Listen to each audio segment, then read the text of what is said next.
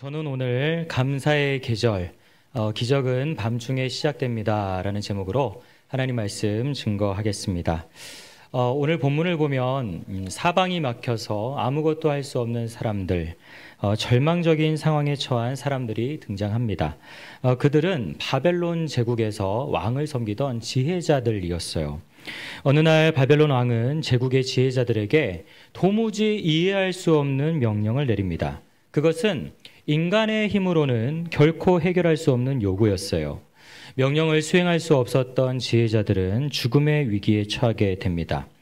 하지만 문제는 거기에서 끝나지 않았어요. 지혜자들에게 위기가 찾아왔는데 이러한 위기가 하나님의 사람 다니엘과 또 다니엘의 3명의 친구들에게까지 미치게 되었기 때문입니다. 결국에 다니엘과 친구들도 아무런 잘못 없이 죽음에 처하게 되었어요. 성도 여러분, 이들에게 어떠한 일이 일어난 것일까요? 오늘 본문을 중심으로 자세하게 살펴보도록 하겠습니다. 바벨론의 왕은 느부갓네살이었습니다. 나부신이여 나의 영토를 지켜주소서, 이제 이러한 뜻을 갖고 있었어요. 이 느부갓네살의 아버지가 아주 신앙심이 깊었던 것 같습니다. 그러한 이름을 부여받고 이 왕이 된 지 둘째 해에 아주 특별한 꿈을 꾸게 되어요. 무엇인지 의미는 알 수 없었지만 깊은 의미가 담긴 것처럼 보이는 꿈이었습니다. 자신의 왕국의 운명이 달린 듯한 그러한 꿈을 꾸게 된 것이에요. 왕은 한밤중에 깨어나서 다시 잠을 이루지 못했습니다. 그리고 며칠 동안 불안에 사로잡혀서 잠을 자지 못하게 돼요. 느부갓네살이 다스린 지 2년이 되는 해에 느부갓네살이 꿈을 꾸고 그로 말미암아 마음이 번민하여 잠을 이루지 못한지라. 바벨론의 왕은 제국 안에 있는 모든 지혜자들을 불러 모으게 됩니다. 왕이 그의 꿈을 자기에게 알려주도록 박수와 술객과 점쟁이와 갈대아 술사를 부르라 말하매 그들이 들어가서 왕의 앞에 선지라. 오늘 본문에 등장하는 이들은 당시의 최고의 지혜자들이었어요. 그리고 왕의 자문관 역할을 감당하는 사람들이었습니다. 오늘날로 치면은 대통령 참모진, 천문학자, 정보기관 전문가들이라고 말씀드릴 수가 있겠어요. 그들에게 왕은 참으로 황당한 명령을 내리게 됩니다. 자신이 무슨 꿈을 꾸었는지 알아내고 그 꿈을 해석해달라는 요청이었어요. 왕이 갈대아인들에게 대답하여 이르되 내가 명령을 내렸나니 너희가 만일 꿈과 그 해석을 내게 알게 하지 아니하면 너희 몸을 쪼갤 것이며 너희의 집을 거름더미로 만들 것이요. 성도 여러분, 왕은 왜 이러한 요구를 했을까요? 고대 근동 세계에서 이 왕의 꿈은 신의 계시였습니다. 왕의 꿈은 그 왕국의 운명을 좌우할 수 있는 아주 중대한 사안이었어요. 그렇기 때문에 이 고대 왕들은 꿈을 중요하게 생각했습니다. 심지어 꿈 때문에 자신의 신하나 가족을 의심하기도 하고 심지어는 죽이기도 했어요.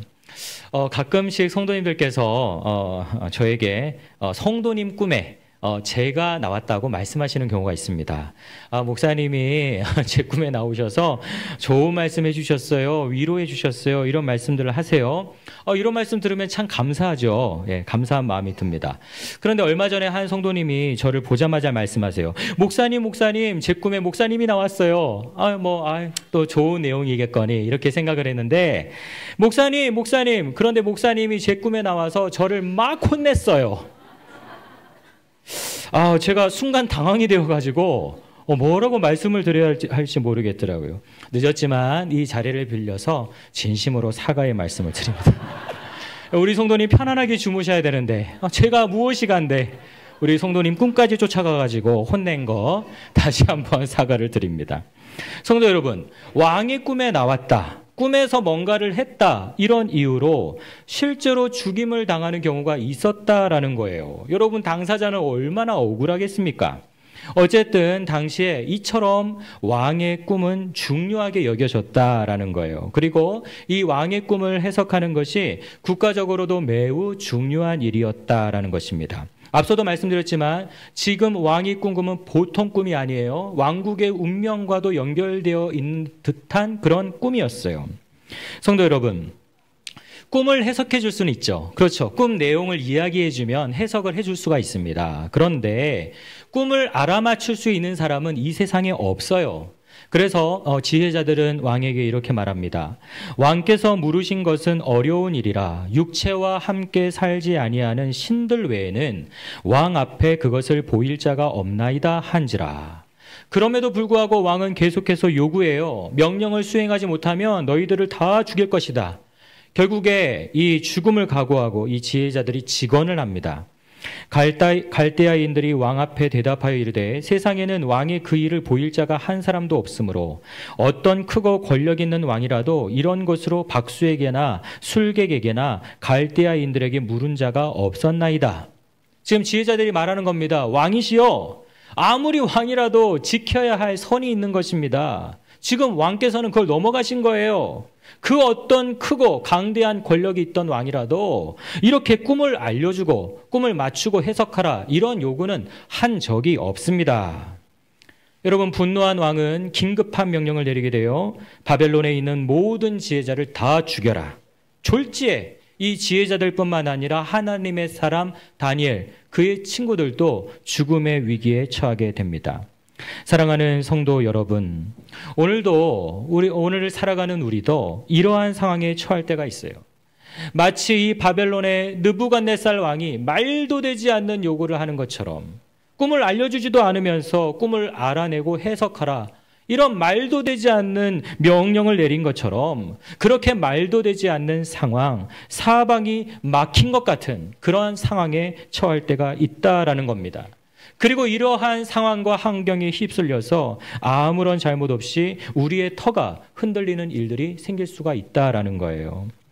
시각장애인으로서 미국에서 한인 최초로 최고위직에 오른 강영우 박사라는 분이 계십니다. 이분은 아주 신실한 크리스찬이에요. 이분이 어느 날 초등학교에 다니는 아들이 쓴 그 일기장의 내용을 아내를 통해서 전해 듣게 됩니다. 그 일기장에는 어린 아들의 안타까운 마음이 담겨져 있었어요. 우리 아빠는 앞을 보지 못하는 시각장애인입니다. 그래서 나랑 자전거도 함께 타지 못하고 공 던지기 놀이도 하지 못합니다. 나는 우리 아빠와 함께 할 수 있는 것이 없습니다. 성도 여러분, 누가 시각장애인이 되고 싶어서 되었나요? 이 강영우 박사님도 처음부터 시각장애인이었던 건 아니에요. 어린 시절에 축구를 하다가 공이 날아와서 눈을 쳤어요. 바로 치료를 해야 되는데 그 당시에 병원이 있나요? 돈이 있나요? 그냥 방치하다가 시력을 잃게 돼버린 거예요. 그래서 그 충격으로 이 박사님의 아버지는 돌아가셨습니다. 그리고 그 가족들을 위해서 열심히 일하던 누나도 과로사로 죽음을 맞이했어요. 근데 이분은 주 예수님이 계셨죠. 모든 어려움들을 신앙으로 극복하고 우리나라 명문대학교를 졸업하고 장애인 최초로 유학길에 오르게 됩니다. 그리고 그 외국에서, 그 타지에서 결혼하고 자리를 잡아요. 그런데 여러분, 쉬웠겠습니까? 언어부터 시작해서 쉬운 게 하나도 없어요. 어떻게든 살려고 몸부림치고 또 주일에는 교회 와서 하나님을 의지하고 그렇게 이제 최선을 다해 살아가면서 자리도 조금씩 잡아갔다, 이 말이에요. 그런데 그러한 과정 가운데 사랑하는 아들의 그 속마음을 듣게 되었잖아요. 적잖은 충격을 받았다고 합니다. 여러분, 해결 방법이 있나요? 눈은 여전히 보이지 않습니다. 사랑하는 아들과 함께 자전거를 탈 수도 없고 또 공놀이를 할 수도 없죠. 그런데 이 아이의 마음에는 어느샌가 큰 상처가 자리하게 된 것이에요. 진퇴양난의 순간이 찾아오게 된 것입니다. 우리의 삶에도 이러한 상황이 찾아올 수 있다라는 거예요. 사방이 막혀져 있는 상황, 아무것도 할 수 없는 그러한 상황이 갑작스럽게 우리의 삶에 찾아올 때가 있다라는 것입니다. 오늘 본문으로 다시 돌아가서 말씀드립니다. 모든 지혜자를 죽이라는 왕의 명령이 이제 실행되는 거예요.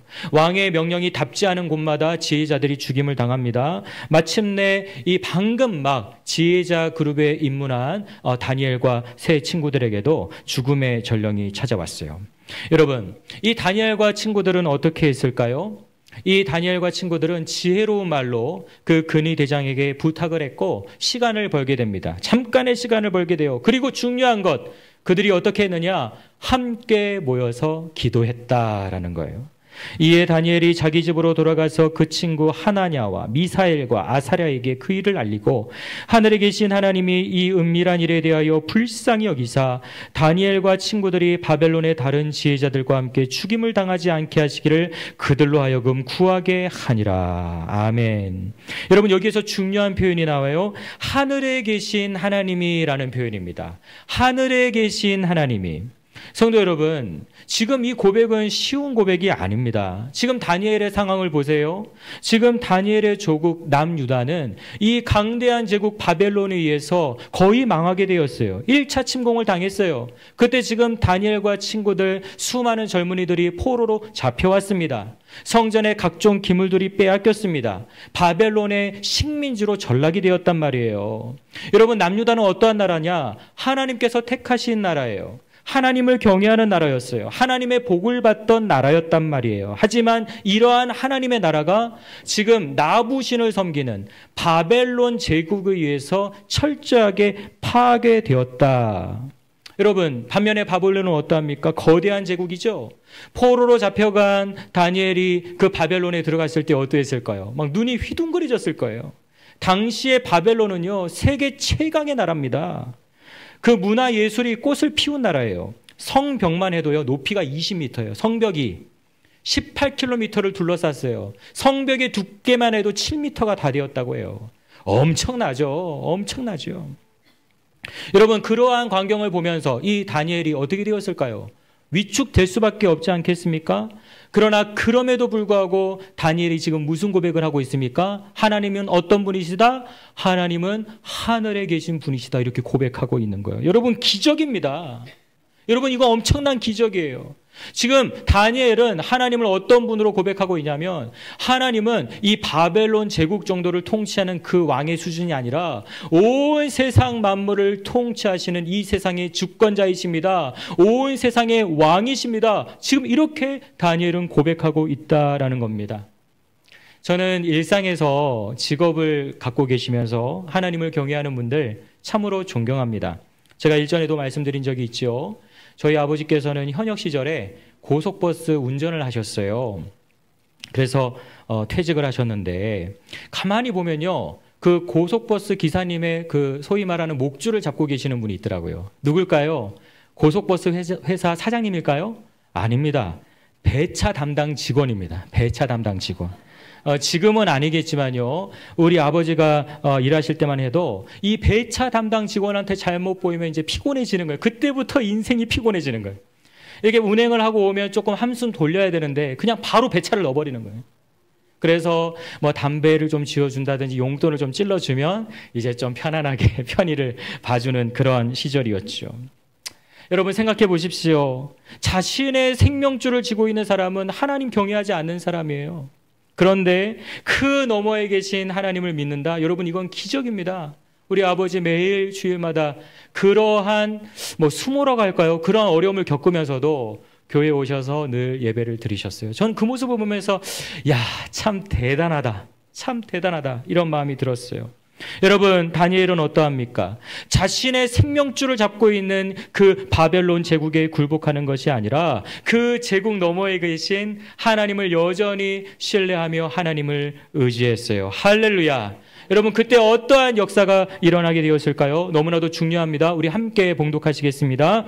이에 이 은밀한 것이 밤의 환상으로 다니엘에게 나타나 보이매 다니엘이 하늘에 계신 하나님을 찬송하니라. 아멘. 지금 사방이 막혀 있어요.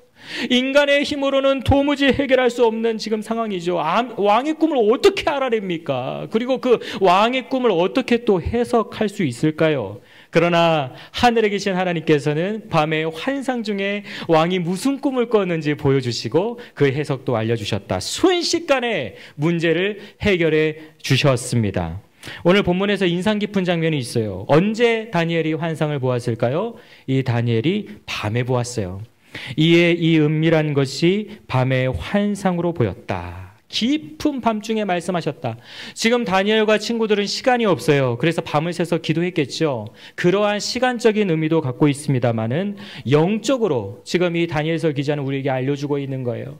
지금 다니엘과 세 친구들의 상황이 한치 앞을 볼 수 없는 그런 깜깜한 상황이다라는 거예요. 그런데 우리 살아계신 하나님, 신실하신 하나님께서 그 절망 같은 그 순간에, 그 밤중에, 그 폭풍 한가운데서 다니엘에게 말씀해 주셨다라는 거예요. 문제를 해결해 주셨다라는 것입니다. 우리가 지난주에 바울과 실라를 통해서 배웠잖아요. 바울과 실라는 억울하게 감옥에 갇혔습니다. 감옥에 갇힌 그들이 한밤중을 맞이하게 됐네요. 여러분, 앞을 볼 수 없는 그 캄캄한 상황 가운데서 바울과 실라는 무엇을 했습니까? 기도하고 하나님을 찬송했습니다. 그때 어떤 역사가 일어났습니까? 지진이 일어났다. 그래서 감옥의 문이 열리고 그들을 결박한 쇠사슬이 풀어졌다. 여러분, 성경에 등장하는 믿음의 선진들의 공통점이 있어요. 이 믿음의 선진들의 공통점은 다 이처럼 한밤중과 같은 상황을 다 경험했다라는 거예요. 앞을 볼 수 없는 사방이 막혀있는 밤과 같은 시간을 맞이했다. 그런데 또 공통점이 있습니다. 그 한밤중에 찾아오신 하나님을 만났다. 할렐루야. 그 한밤중에 찾아오셔서 문제를 해결해 주시는 하나님을 만나는 역사, 그 기적을 하나같이 체험했다라는 거예요. 이 자리에 계신 여러분들도 이러한 기적의 역사를 체험하신 줄 믿습니다. 앞으로 우리의 삶 가운데도 이러한 생명의 역사가 일어나기를 축원합니다. 여러분, 오늘 한밤중과 같은 상황에 있는 우리에게도 하나님은 찾아오세요. 어둠을 뚫고 우리 자리에 찾아오세요. 그래서 환하게 길을 비춰주십니다. 여러분, 예수님의 제자들이 갈릴리 바다를 건너가려고 하는 상황이에요. 맞바람이 세차게 불었어요. 진작에 도착해야 되는데 도착할 수가 없습니다. 어느덧 시간이 밤 12시, 1시, 2시가 되었어요. 밤새도록 고초를 당합니다. 여러분, 그 자리에 전혀 기대하지 않았던 분이 오세요. 누가 오셨을까요? 예수님이 오셨어요. 예수님이. 근데 여러분, 예수님이 어떻게 오셨습니까? 날아서 오셨습니까? 걸어서 오셨습니까? 그 풍랑을 헤치며 예수님이 바다 위를 걸어오셨어요. 여러분, 생각해 본 적 없어요? 왜 날아오지는 않으셨지? 우리 예수님 날아오실 수도 있잖아요. 여러분, 여기에 깊은 영적인 의미가 있는 것입니다. 지금 제자들은 자기 혼자 그 고난을 당하고 있는 것처럼 느껴져요. 아무리 노를 저어도 갈 수 없어요. 그러나 이미 예수님은 출발하고 계셨다는 거예요. 예수님은 걸어오고 계셨다라는 거예요. 할렐루야. 그리하여서 가장 정확한 하나님의 때에 딱 만나게 되어지는 역사가 있게 되더라. 여러분, 사방이 막혀서 기도하시는 분들, 이미 하나님께서 천사를 통해서 응답을 주고 계시는 줄 믿습니다. 하나님의 때에 딱 해결되는 거예요. 오늘은 맥주 감사절입니다. 이 맥주 감사절의 원래 의미는 보리와 밀을 추수한 것을 감사하는 것이죠. 이제 오늘날 현대교회에서는 상반기에 주신 은혜를 감사하는 날로 지키고 있습니다. 여러분, 올해 상반기 돌아보시면 어떠하세요? 평안들 하셨습니까? 평안하신 분들은 하나님께 감사하고 찬송하시기 바랍니다. 그런데 평안하신 분보다는 아마 우리 가운데는 많은 경우가 쉽지 않으셨을 거예요. 사방이 막혀있고 갑작스러운 질병, 갑작스러운 문제로 고통받으신 분들도 많이 계셨을 것입니다. 좋은 일도 있었겠지만은 우리 가운데는 힘든 일이 더 많으셨을 거예요. 그런데 여러분, 돌아보십시오. 하나님은 어떠하셨습니까? 우리를 그 모습 그대로 내어버려 두셨나요? 아니죠. 여러분, 내어버려 두지 않으시고 우리에게 찾아오셔서 그 문제를 해결해 주시지 않으셨습니까? 여러분, 그래서 그 모든 고비들을 뚫어내고 오늘 우리가 이 자리에 있는 줄 믿습니다. 하지만 안타깝게도 많은 성도님들은 잊어버려요. 감사하지 않아요. 아, 운이 좋아서 그렇게 된 거야. 내가 잘해서 이렇게 된 거야. 그렇게 치부하는 경우들이 많이 있다라는 거예요. 여러분, 이 자리에 있는 우리는 하나님의 은혜를 돌아보며 기억하며 감사해야 할 줄 믿습니다. 성경은 우리에게 기억하라고 말씀하세요. 감사하라고 말씀하세요. 내 하나님 여호와께서 이 40년 동안에 내 평생에 내게 광야의 길을 걷게 하신 것을 기억하라. 그 과정 가운데서 수많은 은혜를 주신 것을 기억하라. 내 영혼아 여호와를 성축하며 그의 모든 은택을 잊지 말지어다. 우리 가운데는 저는 감사할 일이 없는데요 말씀하시는 분도 있을 수 있어요. 여전히 힘들어요 하시는 분도 계실 수 있어요. 여러분, 감사는요 환경이 좋을 때만 하는 것이 아닙니다. 감사는요 어려울 때 하는 거예요. 감사는 믿음의 선포예요. 앞서 제가 강영호 박사님 말씀드렸죠. 이 박사에게 하나님이 지혜를 주셨어요. 침대에 누워있던 아들에게 찾아가서 머리맡에 앉았습니다. 그리고 아들에게 말했어요. 사랑하는 아들아, 아빠는 깜깜한 데서도 글을 읽을 수 있어 하면서 캄캄한 방에서 이 점자책으로 된 동화책을 읽어주었어요. 아들은 신기해하면서 다음날 학교에 가서 자랑했습니다. 우리 아빠는 깜깜한 방 안에서 책을 읽어줄 수 있는 신비한 능력이 있으신 분이야. 여러분, 강영호 박사는 자신의 약함을 보고 원망하지 않았어요. 자책하지 않았어요. 불평하지 않았어요. 오히려 하나님께 감사하면서 자신의 부족함을 활용해서 할 수 있는 일을 했습니다. 결국에 이 아들이 미국에 있는 명문대학교에 들어가는데 미국 대학교 입학할 때는 에세이가 중요하다고 하더라고요. 그 에세이 제목이 어둠 속에서 들려주는 동화 이야기예요. 이게 입학 사정관들의 마음에 감동을 일으킨 거예요. 너무 귀한 아버지고 아들이다. 그래서 그 대학에서 잘 공부를 했고 결국에 의사가 되었어요. 3만 명 이상의 시력을 회복시킨 2011년 최고의 슈퍼 닥터에 선정됩니다. 놀라운 일이 일어난 것이죠. 말씀을 맺겠습니다. 다니엘은 사방이 막힌 상황에서 절망하지 않았어요. 기도 제목을 나눴어요. 여러분, 이게 중요합니다.